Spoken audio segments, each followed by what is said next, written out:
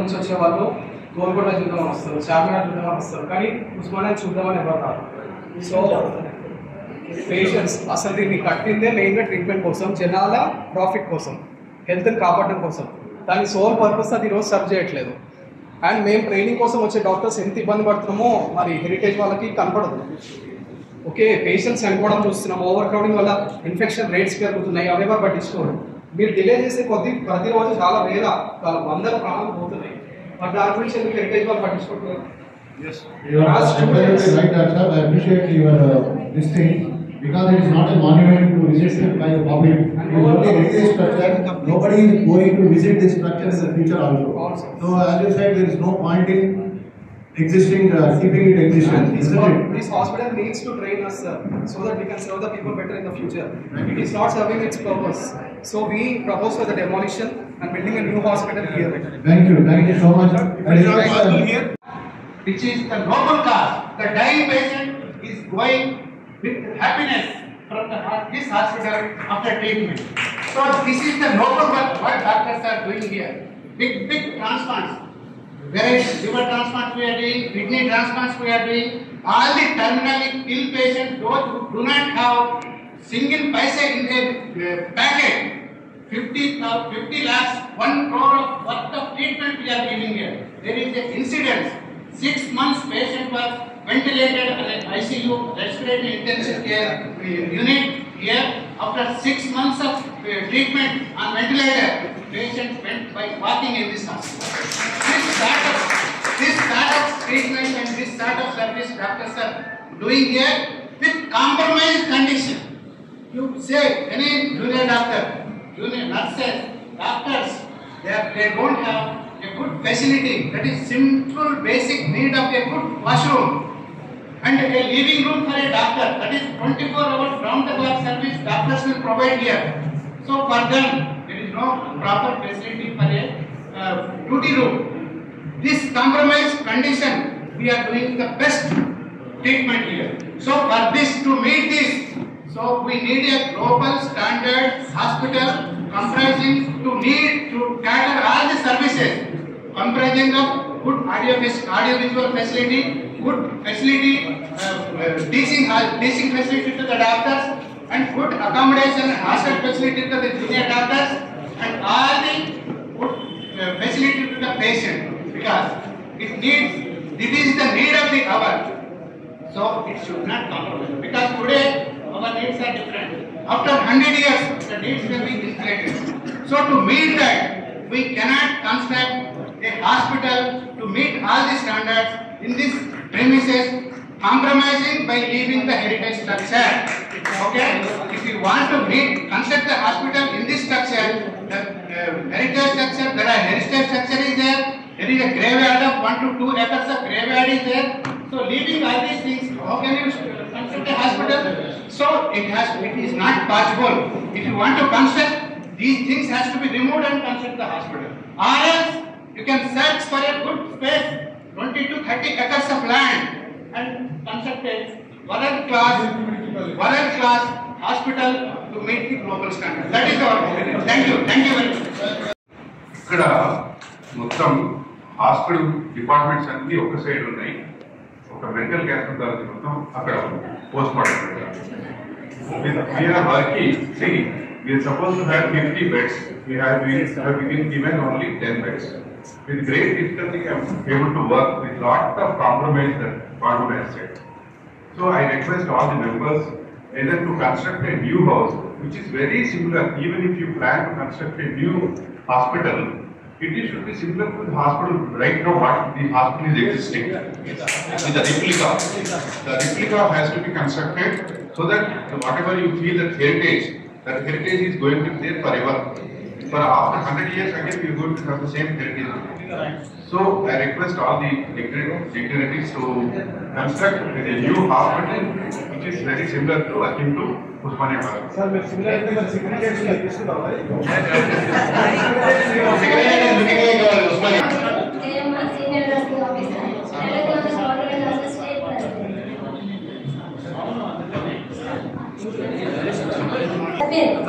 మేము నర్సెస్ ఎప్పుడు అడ్డుపడలేదు సార్. అప్పుడు కూడా మేము కొత్త place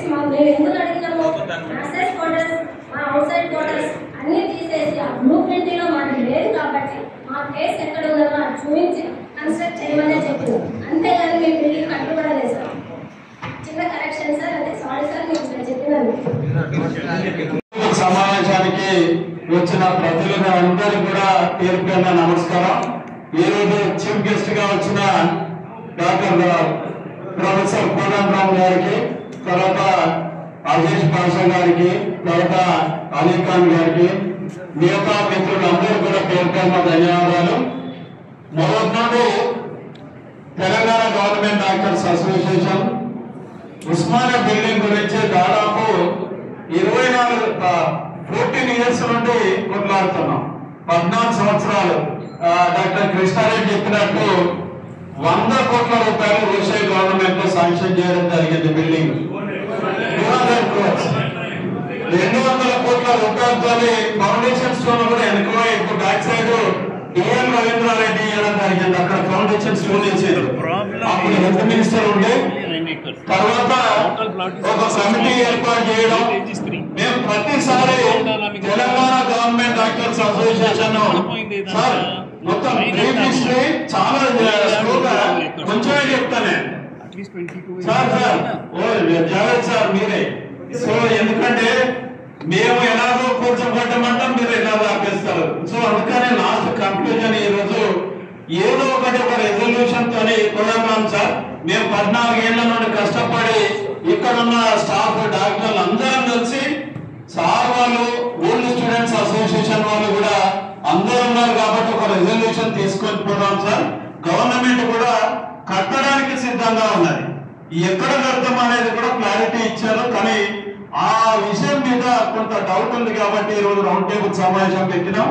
so Congress government, Rosaiah government నుండి ఇప్పటి వరకు ఫేజ్డ్ మేనర్ లో చాలా వరకు చూసినాం. ఒక ముఖ్యమంత్రి వచ్చిండు, మొత్తం ఈ రోజు ఏదైతే కట్టేస్తా అని చెప్పేసి ఆ రోజు మరి అదే సూపరింటెండెంట్ హాల్లో మీటింగ్ పెట్టి కేసీఆర్ గారు ఏమన్నారంటే 20 hours కనుక మీరందరూ డాక్టర్లు అందరూ మేము ఆ రోజు అక్కడే మీటింగ్లు ఉన్నాం. ఎట్టి పొజిషన్ లో హెరిటేజ్ ఉంచడానికి వీల్లేదు, కూర్చి కడదాము 20 hours అని చెప్పేసి బోల్డ్ డిసిషన్ చెప్పాడు. మమ్మల్ని అందరూ కూడా అదే మీటింగ్ లోకి వెళ్ళి మీడియా పాయింట్ లో చెప్పమని అన్నారు. తర్వాత వెంటనే అనురాధ రెడ్డి ఇప్పుడు వచ్చిన ఆమె మొత్తం అసలు మీరు ఎట్లా కూర్చున్నారని చెప్పేసి రిటర్న్ గా కేసు పెట్టడం, తర్వాత గవర్నమెంట్ కి రిప్రజెంట్ చేయడం, దానికి జావేద్ గారు కూడా సపోర్ట్ చేయడం, ఇదంతా చూసినాం మేము.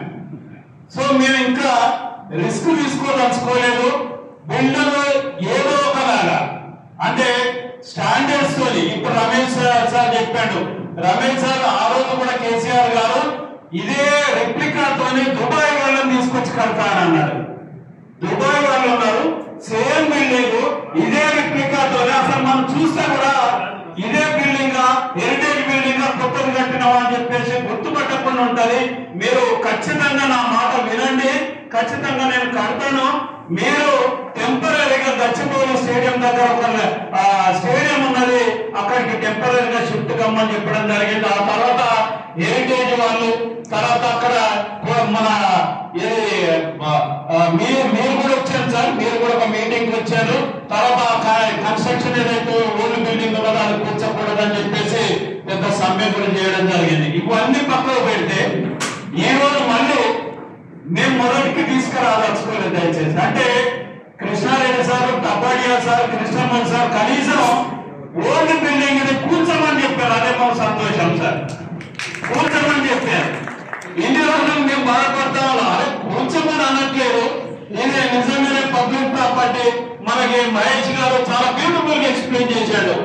ఎక్కడ కూడా గవర్నమెంట్, ఒక్క నిమిషం సార్, గవర్నమెంట్ ఎక్కడ కూడా ప్రొసీజర్ ఫాలో కాకుండా కూర్చుతా అంటుంది. దట్ ఈస్ ద అబ్జెక్షన్ ఏది కోర్టు. సో మేము అనేది మరి ఏదైతే మున్సిపల్ జిహెచ్ఎంసీ యాక్ట్ ప్రకారం ఏదైతే ఉన్నదో ప్రొసీజర్ గవర్నమెంట్ ఫాలో కావట్లేదు. మేము మొన్న మరి ప్రవీణ, నేను అందరం టీజీటీ లీడర్లు అందరం వెళ్ళి మన మినిస్టర్ గారితో మీటింగ్ పెట్టి నాయన సేమ్ బిల్డింగ్ లో కూర్చి కడదామని చెప్పేసి అన్నాం. మన సిద్దిపేట రమేష్ అండ్ రంగా సేమ్ రెప్లికాతో ఉన్నది, డోమ్స్ ఉన్నాయి. జయలలిత గవర్నమెంట్ ఆల్రెడీ చెన్నైలో కూర్చి కట్టి మరి అక్కడ ఉన్నటువంటి సెక్రటరీ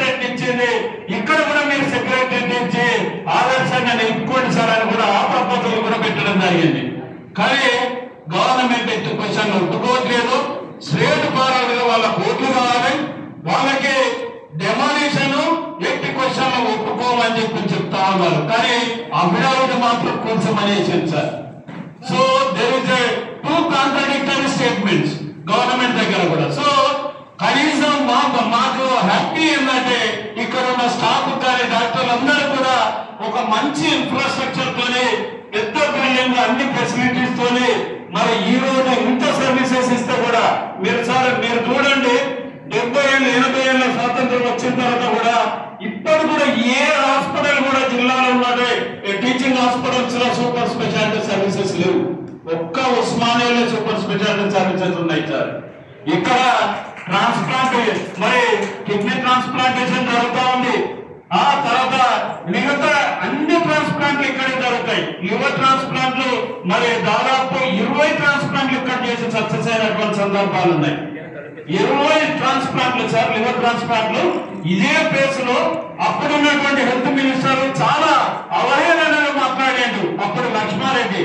మీరు ట్రాన్స్ప్లాంట్ ఆ బిల్డింగ్లు ఎట్లా చేస్తారా, మరి చాలా గలీజుకున్నది, ఆ పేషెంట్లు చచ్చిపోతారు, ఎవరు రెస్పాన్సిబుల్ అంటే మరి మధుసూదన్, నేను, అక్కడ ఉన్న ప్రతాప్ రెడ్డి గారు మేము రెస్పాన్సిబిలిటీ తీసుకొని లివర్ ట్రాన్స్ప్లాంట్ తీసుకొచ్చినాం. నేను అదే సర్జికల్ గ్యాస్ట్రో డిపార్ట్మెంట్ లో పనిచేసినాం. ఈ రోజు మరి పేద ప్రజలు దాదాపు 15 లక్షల నుండి 20 లక్షల ఖర్చు వస్తుంది బయట చేసుకుంటే.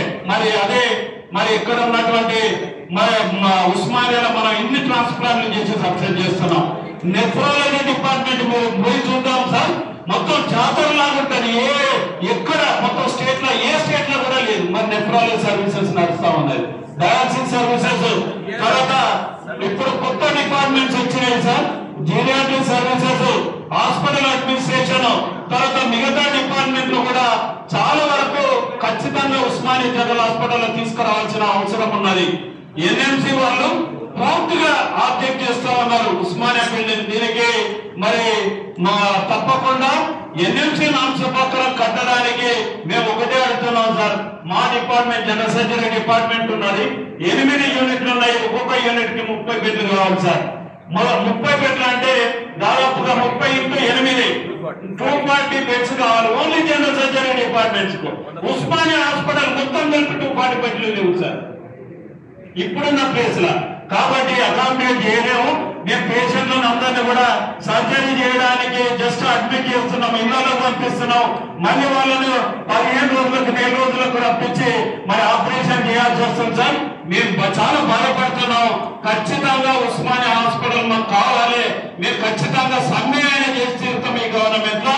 మరి గవర్నమెంట్ తో నెగోషియేట్ చేస్తున్నాం. మేము ఒకటే అడుగుతున్నాం సార్, ఎట్టి పొజిషన్లో 9.2 ఎకరాల ఇక్కడ కట్టడానికి రాదు. ఆ ఓల్డ్ బిల్డింగ్ కూర్చడం కుదరదు అని చెప్పేసి గవర్నమెంట్ అంటా ఉన్నది. కాబట్టి మాకు చెంచలు కూడా చేయరు. తర్వాత అక్కడ ఉన్నటువంటి ప్రింటింగ్ ప్రెస్ జాగా మొత్తం కలిపి 35 to 40 acres ల్యాండ్ ఉంది సార్. అక్కడ ఆ 40 ఎకరాలలో ఎక్కడో వరంగల్ పేషెంట్లు ఉంటారు. వరంగల్ ఎంజిఎం పక్కన అంత ప్లేస్ లో నాది నేటి ప్లేస్ వరంగల్ కాబట్టి చెప్తున్నా, అక్కడ అంతమంది పేషెంట్లు ఉంటారు. కానీ ఆ బిల్డింగ్ పెద్ద బిల్డింగ్ వస్తుంది, అది అసలు అవసరం లేని జాగాలో కడుతున్నారు అనేది మా బాధ. మరి ఉస్మానియా ఎందుకు పోయింది? పక్కన కొత్తపేటలో ఎవరు అడిగింది అని కడతా ఉన్నారు. టిమ్స్ హాస్పిటల్ ఎవరు అడిగారు? ఎక్కడ కొత్తపేట, ఎక్కడ చెస్ట్ హాస్పిటల్ ఎందుకు కడతా ఉన్నారు?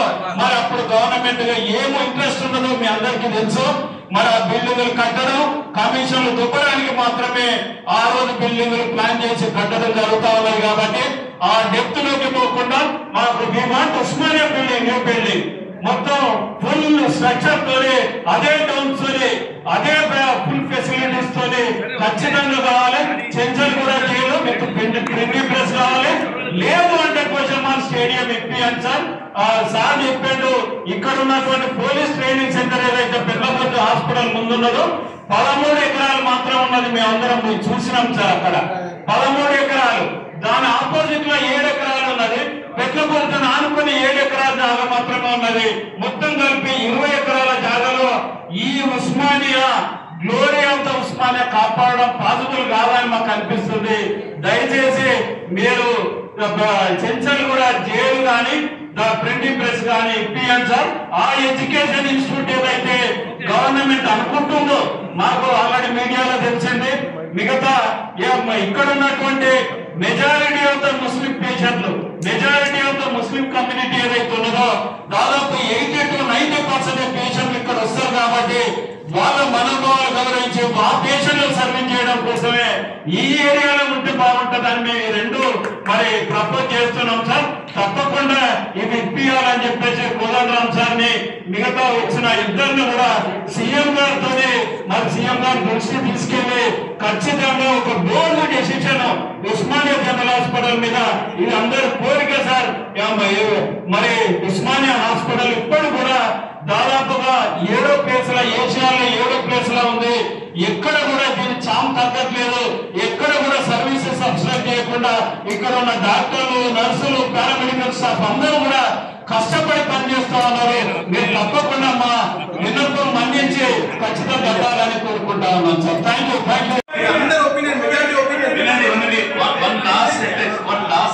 One last sentence. Please hear. You know that I am not a heritage. Myself, I may be heritage. Myself and Krishna Reddy, we are the oldest students here. But we want, we want a new hospital. We all want a new hospital. It should be in a big area. Okay. We have no objection shifting it to printing press. Okay. Agree. This will go. We also agree. But this skyline of Hyderabad High Court, Sadarjan Museum, adi akkada library, Usmania, idi undani. Idi you should not demolish it. We can bring some museum or something else. Don't demolish. Make a big park here. Don't demolish this. Keep it like that. Shift the hospital anywhere you like. Printing press, okay. The bigger the plot, it's better. 40 acres, 50 acres. Okay. We agree. Let us come to some conclusion. This is what I wish. How many of you agree? Please raise your hand. We will shift. No, we will shift the hospital. Sir, I think you want to say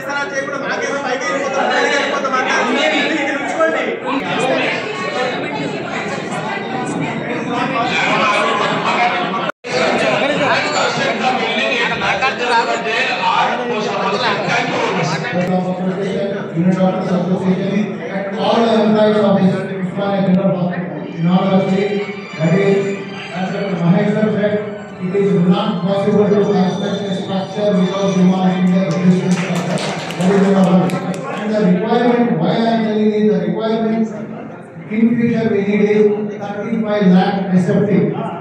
To 35 lakh SFT building we needed to accommodate 2,000 bedded hospital. So even if you construct even with the marginal this thing, that relaxation to the norms also, we cannot build. So there is no question of demolition, there is no question of relaxation. Better view, we inspect few sites. One is our best option is Chenchakula jail premises. It is a printing press area including. That is the foremost option. That's it. The second option is that is not possible with the government. We have the Bhusha Mahal Police Stadium. These two are our options. Now I invite our special inviting of this occasion, Amir Ali Khan sir. He is the news editor of Siyaset Daily. Sir, please. Of having a modern hospital which will take care of many patients. Now that we have just survived pandemic COVID, another people are saying that more infectious diseases are yet to come. To make ourselves aware of that, to make ourselves ready for that, I think a new hospital which we are proposing of 35 lakh square feet, I think would be accommodated. Why are we insisting on this place when we can have a good place, a serene atmosphere which you are talking of 50 acres of land, when you are talking of 50 acres of land? Why not give a proposal to the government that give us 50 acres of land and construct a good hospital which can be done very fast? I think getting into heritage side, taking over this, the hospital should come here. Of course, when we talk of heritage, Government of India is getting 239 crores from just UNESCO listed heritage sites of India. So why are we trying to demolish the heritage? The basic idea which we have come here to. So I think why not give a proposal for the new hospital on a 50-acre land? Don't go for Petla Guru, don't go for Goshamari.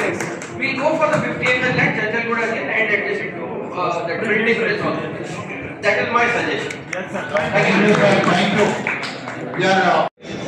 I was residing in Jammu Nadi Lake and then Sultan Shahi, old Malakpet. So all my 40 to 50 years was only in the old city. Now I am in Ramantapur, this is another thing. But I understand the difficulties and problems of the old city people.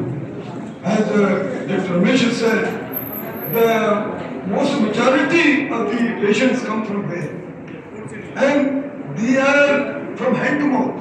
They cannot spend because I saw Malakpet Hospital, for example, and at least 2 or 3 kilometer line is there for the patients. Malakpet Hospital. And then what about suppose if we have the same sort of thing in, I think it will be some 20 kilometer lane it will be in Osmania. Because the people needs good medical facilities and they are hand to mouth, poor sections. So that's why now the proposal which is being given for the expansion of the hospital and to make it world classic.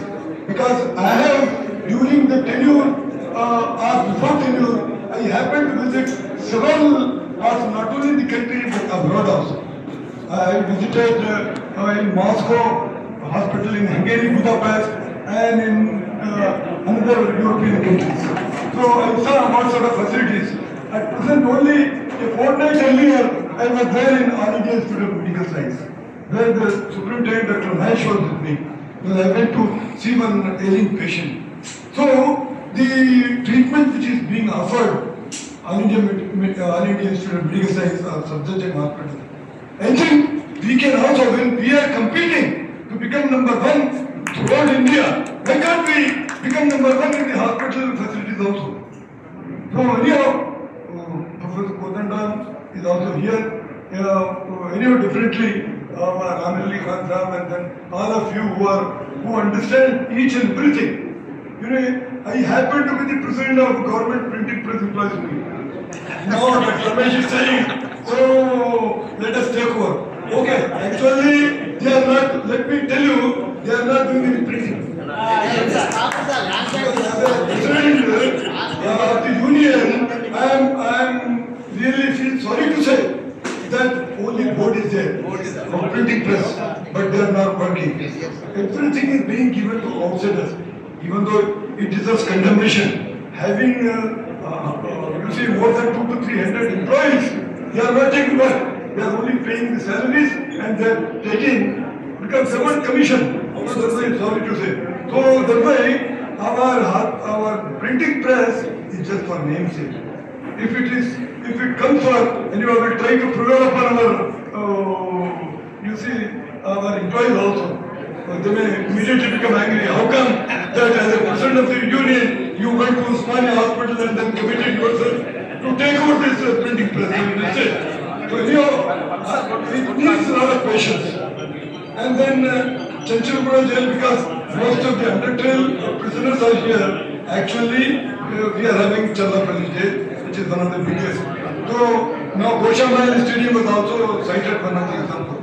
Anyhow, really we are having a commitment to make, to give maximum facilities to the people of Hyderabad, particularly the old city.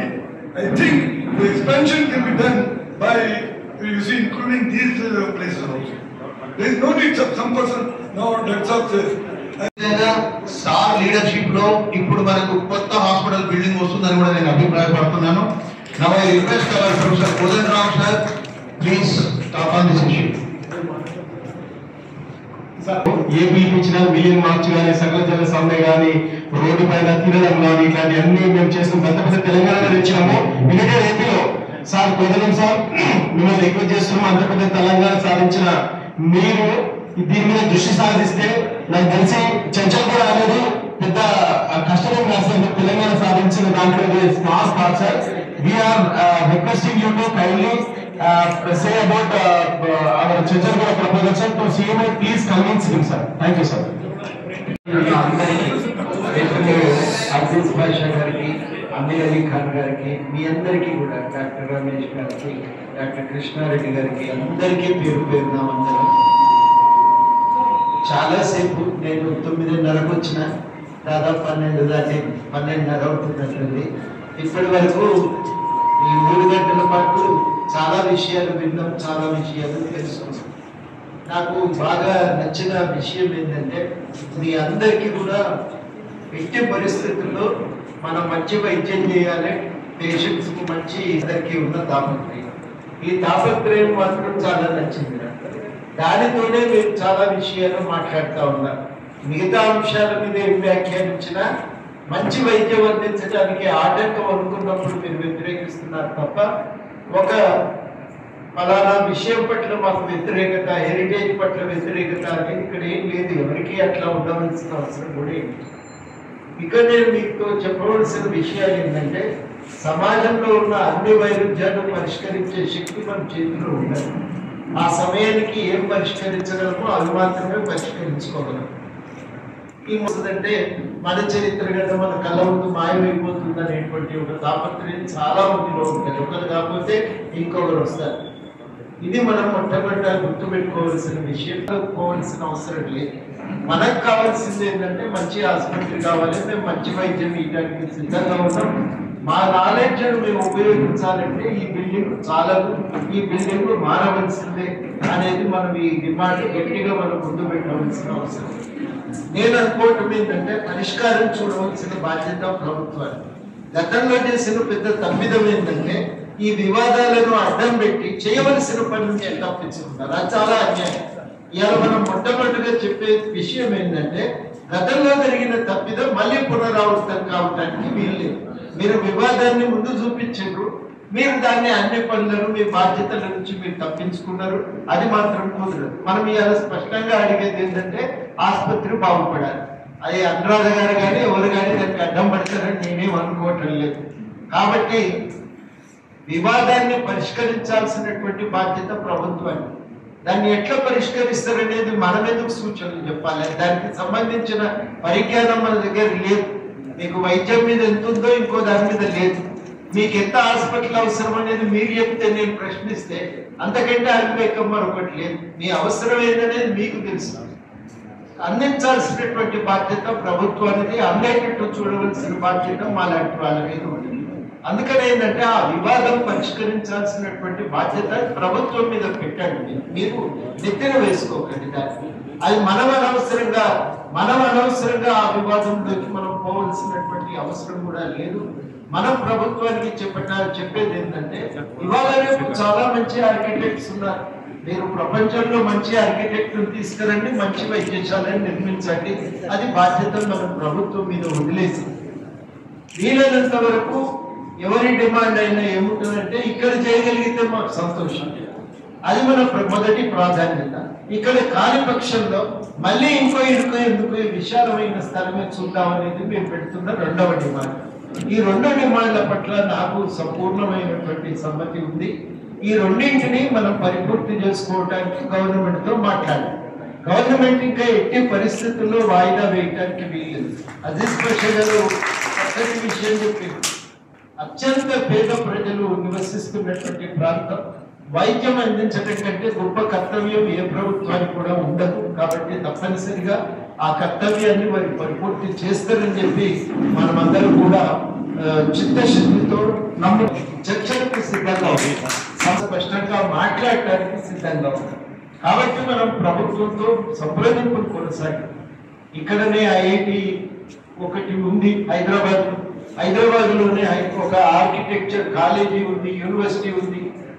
హైదరాబాద్లోనే అద్భుతమైన ఇంజనీర్లు ఉన్నారు.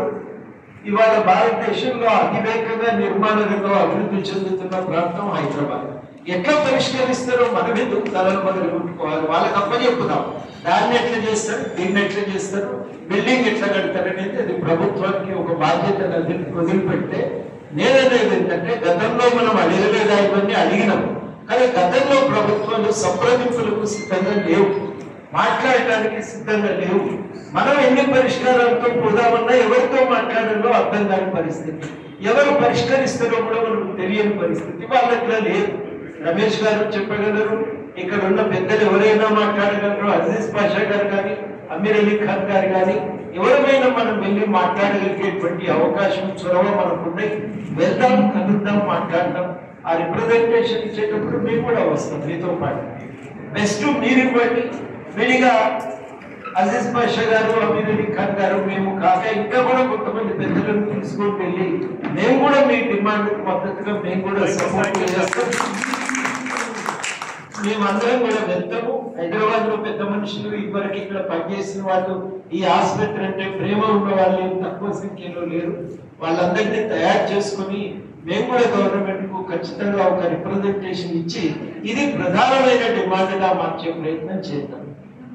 ఒకటి ఏంటంటే, ఏ కారణం చేత కట్టినా ఇంకో ఆసుపత్రి వస్తే కూడా మనం వెల్కమ్ చేద్దాం. ఇక దాని విషయంలో వివాదం మనకేం అవసరం లేదు. ఇంకో 2 గడితే ఇంకా సంతోషంగా, దీని మీద కొంచెం ఒత్తిడి తగ్గితే ఇంకా సూపర్ స్పెషాలిటీ ట్రీట్మెంట్ ఇంకా మన పెద్ద ఎత్తున సమర్థవంతంగా అందించడానికి, పీజీ టీచింగ్ మీద ఇంకా దృష్టి పెట్టడానికి మనకు అవకాశం కూడా కలుగుతుంది. కాబట్టి మన దృష్టి ఎంతసేపటికి కూడా ఉస్మానియాను బాగు చేసుకోవాలి. కానీ ఇవాళ మన నినాదం ఒకటే, మాకు కొత్త ఆసుపత్రి కావాలి, మంచి వైద్యం అందించడానికి మేము సిద్ధంగా ఉన్నాం.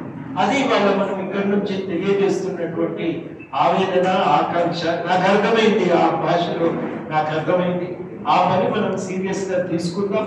మీరు రిప్రజెంటేషన్ తయారు చేసి ఇవ్వండి, మేము కూడా రిప్రజెంటేషన్ ఒకటి తయారు చేస్తాం. అమీర్ అలీ ఖాన్ గారు చాలా బాగా చెప్పారు, ఎట్లా వెళ్తారనేది వాళ్ళకి తెలియదాం. మనం సీరియస్ గా ఆసుపత్రి సాధించుకునే ప్రయత్నం చేద్దామని అందరం కలిసి మొత్తం మీద our endeavor will be to construct a new hospital, a new Usmania hospital that can cater to the needs of the patients, a modern equipped with all modern equipment and equipped to take care of all modern the current disease. Keeping that disease pattern in mind, we have to involve a new hospital, and there is no second opinion.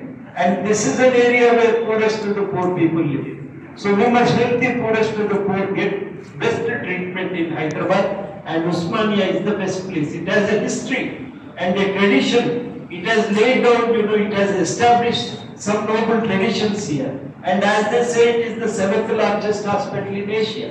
So let us recognize that, and let us also accept the challenge that we are capable of handling new, the emerging diseases. We are capable of providing some of the best treatment in this country, in Asia for that matter. So keeping that in mind, let us all work together. You will, on your side, I appreciate your concern, and from our side we will also take up this jointly, and we will also in support of the Usmania doctors. We are not doing anything independent of the Usmania doctors. We will be doing it association with, in support of the Usmania doctors. We will also launch a campaign to achieve a better hospital. Luckily, we have a democratic government that respects democratic values and cherishes to build a democratic Telangana. So let us make use of the existing environment in order to realize this demand. I thank you for giving me an opportunity to learn so much about medical profession in general. Thank you. అదేవిధంగా ex MP Aziz Pasha గారు, అమీర్ అలీ ఖాన్ గారు, మరియు ఇతర alumni సభ్యులు, Krishna Reddy sir, Tapadia sir, Krishnamurthy sir, తర్వాత TSMC chairman Mahesh గారు, మరియు శ్రీనివాస్ గారు, మరియు ఇతర హెరిటేజ్ సభ్యులు, ఉస్మానియా వైద్యులు, పారామెడికల్ సభ్యులు, జూనియర్ డాక్టర్స్, తర్వాత నర్సింగ్ స్టాఫ్ అందరికీ పేరు పేరున ధన్యవాదాలు. తర్వాత మీడియా మిత్రులు, ప్రింట్ ఎలక్ట్రానిక్ మీడియా మిత్రులందరికీ కూడా తెలంగాణ ప్రభుత్వ వైద్య సంఘులు ఉస్మానియా యూనియన్ తరఫున ధన్యవాదాలు తెలుపుతూ, ఈ ముఖ్యమైన సూచనలు సలహాలు ఇచ్చిన అందరికీ ఉస్మానియా బిల్డింగ్ భవిష్యత్తులో ఒక మంచి ఉస్మానియా బిల్డింగ్ నిర్మాణంలో మీ సూచనలు సలహాలు తప్పకుండా ఉపయోగపడి ఒక మంచి భవిష్యత్తు, మంచి ఉస్మానియా ఆసుపత్రి బిల్డింగ్ కట్టడంలో మీ వంతు పాత్ర నిర్వహించిన అందరికీ ధన్యవాదాలు. మీడియా ప్రతినిధులు, ఎలక్ట్రానిక్ ప్రింట్ మీడియా వాళ్ళకి ఈ అందరి మనం ఇచ్చిన సూచనలు సలహాలని పబ్లిష్ చేసి ప్రభుత్వ దృష్టికి భవిష్యత్తులో ఉస్మానియా బిల్డింగ్ కట్టడంలో మీ వంతు పాత్ర పోషిస్తారని ఆశిస్తూ ఈ సమావేశం ధన్యవాదాలు చేస్తూ ముగిస్తున్నాను. Thank you. మానవ నివాస యోగ్యము కాదు. ఈ బిల్డింగ్ ఎప్పుడైనా కూలిపోవచ్చు. కాబట్టి ఇక్కడ పేషెంట్స్ను పెట్టడానికి వీల్లేదు.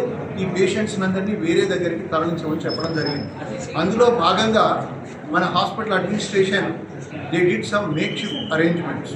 ఆ మేక్ షిఫ్ట్ అరేంజ్మెంట్స్ ఏంటంటే అక్కడ ఉన్నటువంటి 800 నుంచి 900 సుమారు పడకలను తీసుకెళ్లి ఒక చిన్న బిల్డింగ్ కులీ కుతుబ్షా బ్లాక్లో ఓపీ బ్లాక్లో అడ్జస్ట్ చేయడం జరిగింది. అంటే మనకు కనీసం ఒక జనరల్ వార్డులో ఒక బెడ్కు ఇంకొక బెడ్కు మధ్యన అట్లీస్ట్ 5 ఫీట్ల గ్యాప్ ఉండాల్సి ఉంటుంది. పేషెంట్స్ మూవ్ కావడానికైనా పేషెంట్స్ అటెండెంట్స్ మూవ్ కావడానికి. ఇవాళ ఉన్నటువంటి ఈ పరిస్థితుల్లో పేషెంట్ బెడ్స్కు మధ్యన కనీసం 2 ఫీట్ల సందు కూడా లేని పరిస్థితి ఉంది. ఇటువంటి makeshift arrangements, these arrangements are not fulfilling the norms of NMC, neither fulfilling the norms of NMC nor fulfilling the demands of the patients. ఇటు పేషెంట్స్కు సౌకర్యంగా లేదు, అటు మన మెడికల్ కాలేజ్ నామ్స్ను ప్రతిపాదించినటువంటి NMC వారికి కూడా మన సౌకర్యాలు సరిపోను లేవు.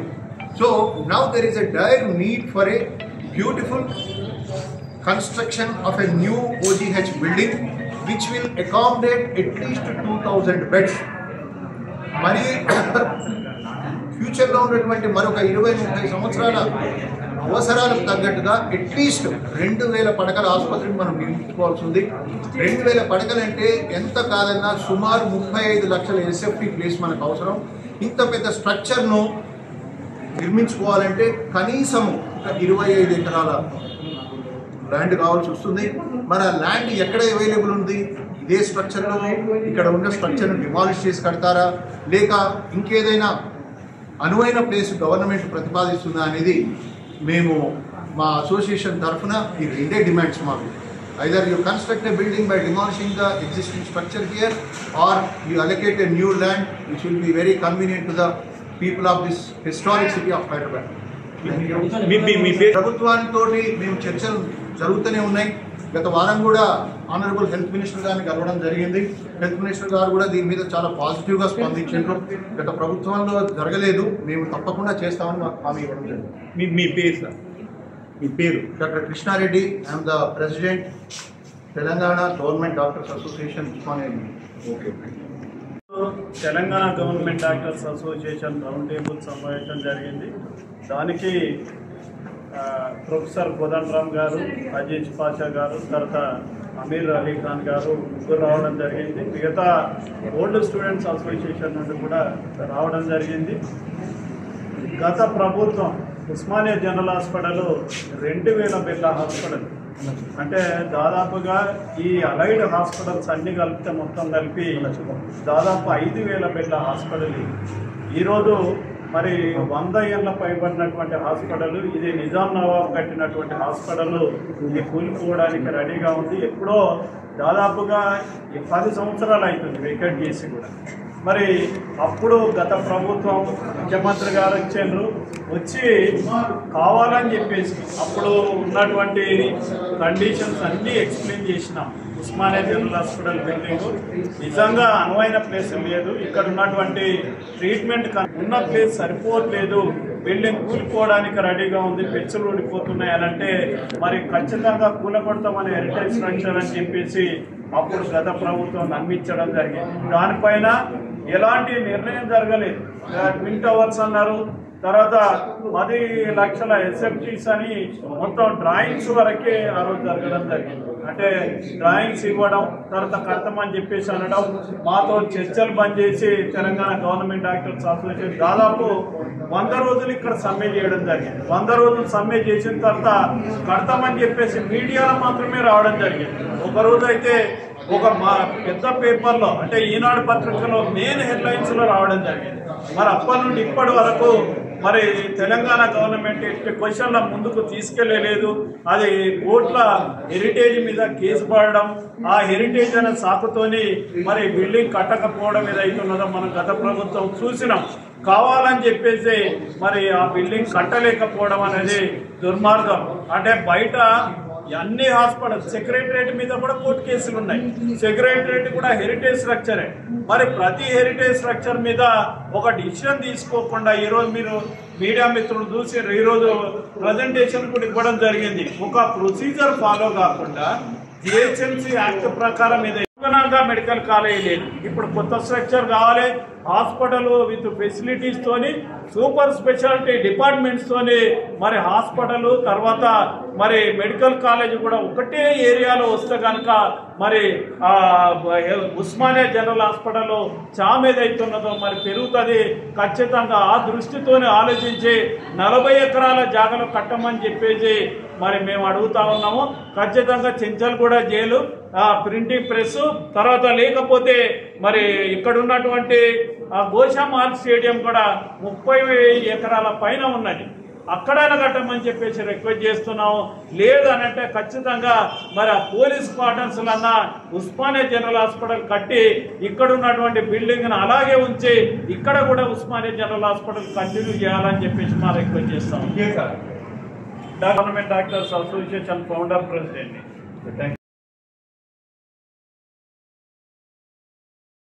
ఆలోచనతో లక్ష్య సాధనకై వాళ్ళు ఈ రౌండ్ టేబుల్ మీటింగ్ ఏర్పాటు చేశారు. వారిని నేను ముందుగా అభినందిస్తాను. మా పని ఏదో మేము చేసుకొని పోవచ్చు అని అనుకొని దురుపుకొని పోతలేరు. వాళ్ళు ఏమంటున్నారంటే మేము వైద్యం అందించడానికి సిద్ధంగా ఉన్నాం, సౌకర్యాలు పెంపొందించగలిగితే పేషెంట్లకు మంచి చికిత్స దొరుకుతుంది అని అంటున్నారు. అది నేను అనుకోవటం చాలా గొప్ప ఆశయం. అది మనం అర్థం చేసుకోవాలి, ప్రపంచం అర్థం చేసుకోవాలి. కాకపోతే ఇప్పుడున్న ఈ స్థలం సరిపోవట్లేదు, ఈ ఆసుపత్రి సౌకర్యాలు సరిపోవట్లేదు. అన్నీ కూడా దాదాపు తక్కువ మంది పేషెంట్లు ఉన్న కాలానికి తగ్గట్టుగా ఇవన్నీ రూపొందించారు. ఇప్పుడు సరిపోవట్లేదు ఈ సౌకర్యం. దీన్ని పెంచాలి. ఈ పెంచకుండా మేము ఏం చేయగలం అనేది ఈ డాక్టర్ల బాధ, ఆవేదన.